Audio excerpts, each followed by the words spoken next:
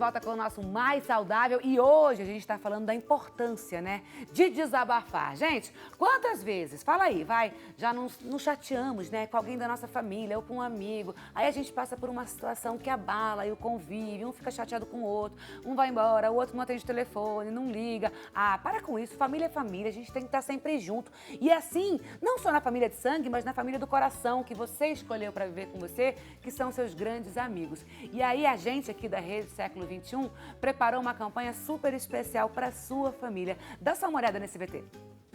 Mais um ano se passou, com dificuldades, provações e superações. Nós choramos, rimos e tivemos que ter muita fé. Mas o que realmente nos move é saber que Deus acredita em cada um de nós. Acredite em você, em sua família e vai nos conduzir por mais este ano, da sua graça e misericórdia infinita. Vamos dar início a mais um ano, unidos em oração. Campanha Renova Minha Família. Participe!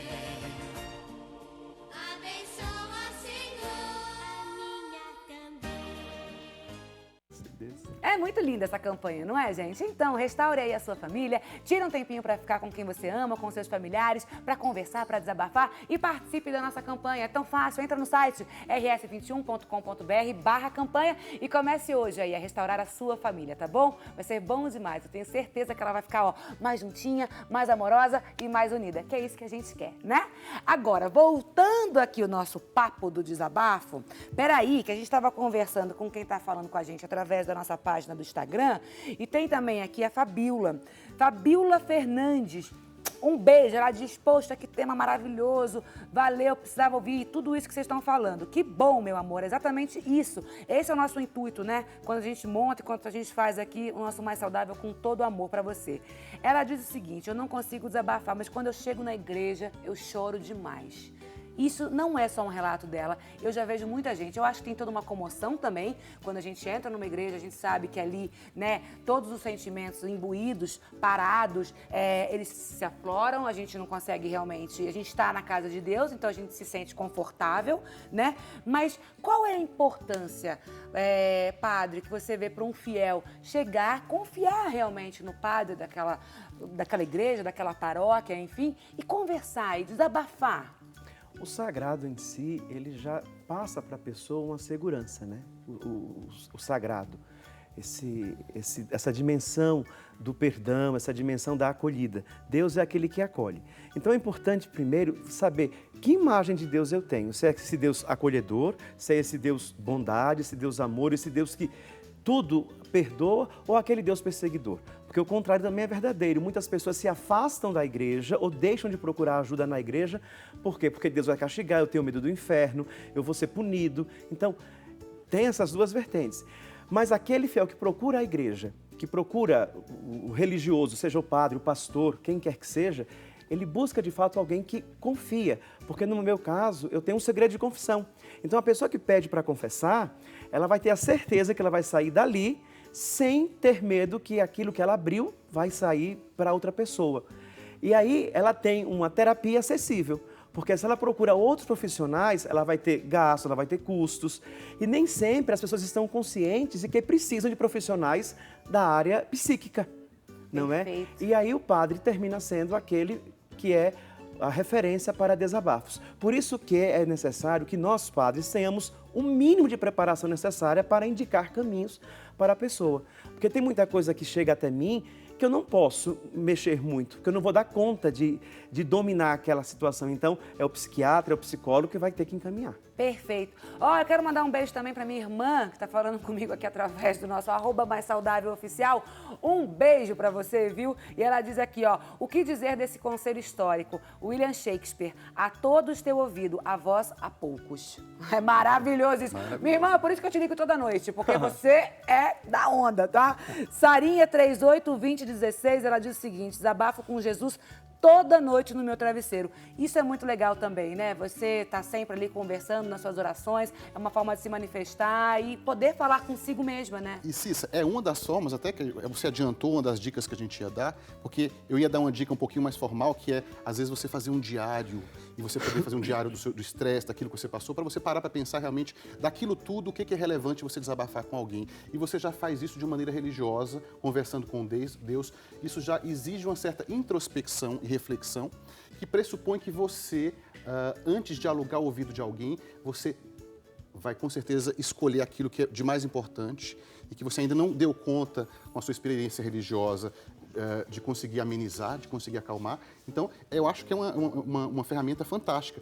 Desabafar, a função do desabafo é regular as emoções e aliviar o mal-estar, mas não é a única forma. A oração também é uma forma, Sim. a escrita, a arte. Então, qual é a função do desabafo? Isso a gente tem que deixar claro. E Olha, quais Fábio, outras formas que a gente tem para fazer isso? Ele acaba de dizer, nas palavras profissionais dele, aquilo que nós chamamos de exame de consciência. Para fazer uma boa confissão é necessário ter o exame de consciência. Então, o que é o exame de consciência? Tudo isso que o Dr. Rafa falou. Fazer uma avaliação da minha vida, ter esse contato comigo mesmo. Para quê? Para que quando eu chegar lá no sacerdote, eu receber esse confronto já consciente. Porque o padre, a função dele é confrontar.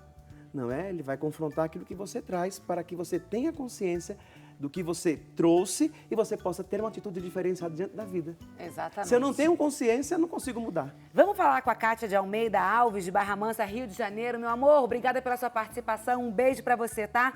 Ela diz o seguinte: como lidar com as pessoas em equipe? Não costumo me envolver em grupos, então acabo sendo discriminada. O que eu devo fazer? Isso rola muito, né? Isso rola bastante. Eu tenho um ponto que é interessante, que é assim, todo mundo sabe, aonde você coloca seu foco, você coloca sua energia. Então nós estamos nessa época de rede social e de smartphone e provavelmente muitas das pessoas que estão assistindo a gente, eu diria que talvez 7 a cada 10 pessoas têm um ritual que é antes de dormir, talvez nos últimos segundos antes de dormir, dar aquela fuçada nas redes sociais. Então as pessoas desenvolvem os seus próprios rituais. E algumas pessoas acabam criando rituais que são rituais improdutivos, ou seja, que desfavorecem esse processo.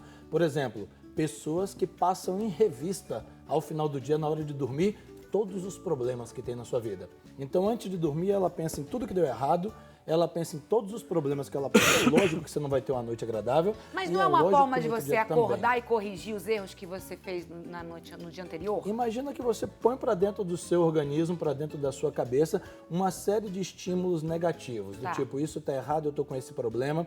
Tem um ditado que diz o seguinte: se um problema tem solução, não se preocupe. Se ele não tem solução, não se preocupe. Então, o que acontece? As pessoas têm que definir aonde elas querem focalizar, porque nós entendemos que as pessoas terão problemas. A questão é, de tudo que acontece na sua vida, quantos % de fato é ruim, é negativo? Se você tivesse que colocar numa balança, efetivamente, pegar suas 24 horas por dia e colocar isso aqui foi bom, isso aqui foi ruim, isso aqui foi bom, provavelmente você tem muitos eventos positivos.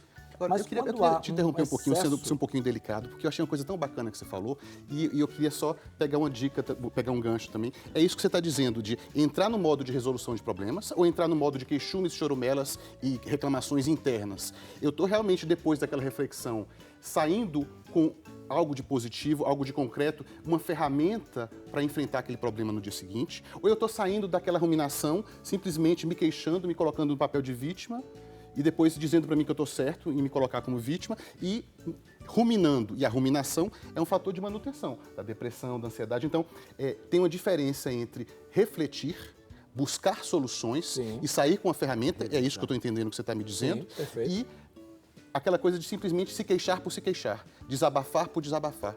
Então, e se a gente não se prepara antes de desabafar, se a gente não tem nem o mínimo trabalho de parar para pensar, né? A gente quer que o outro faça esse trabalho por nós. Verdade. Peraí, vamos falar com a Tânia?